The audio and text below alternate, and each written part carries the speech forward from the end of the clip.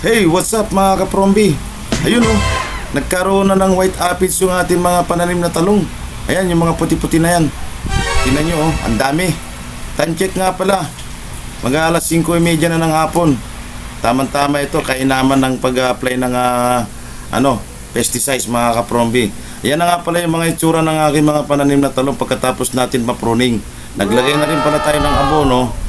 Kaso nga lang parang hindi pa rin yata nila gaanong ramdam kaya ganyan pa rin yung itsura nila.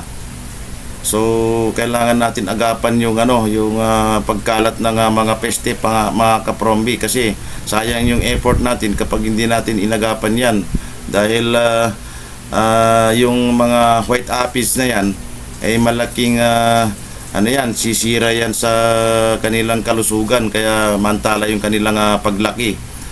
Ayan mga kaprombi. Okay, let's do it mga kaprombi. Mag-spray na tayo. Siya nga pala, yung gamit kong pang-spray dyan, yan yung ginagamit kong pang-washing sa motor ko. Kainaman, yan, nagagamit ko rin sa aking pag-i-spray sa aking mga pananim. Tingnan lang natin kung hindi yan tatalsik yan yung mga insecti dyan sa lakas ng pressure niyan. Kinakanaw lang natin yung gamot sa timba tapos nilulubog natin yung absorber yan. Saka natin yan na ini-spray. Magandang gamitin mga kaprombi. Ayan ang gandang pang-spray kasi talagang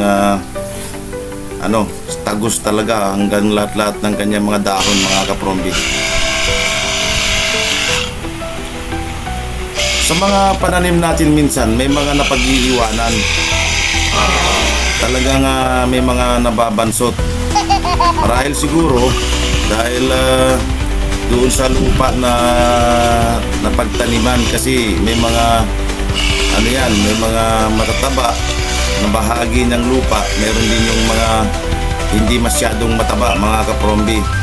Kumbaga sa sa magkakapatid may mga nakatikim ng maraming star margarine at saka hindi gaano nakatikim kaya yung iba nabansot dyan.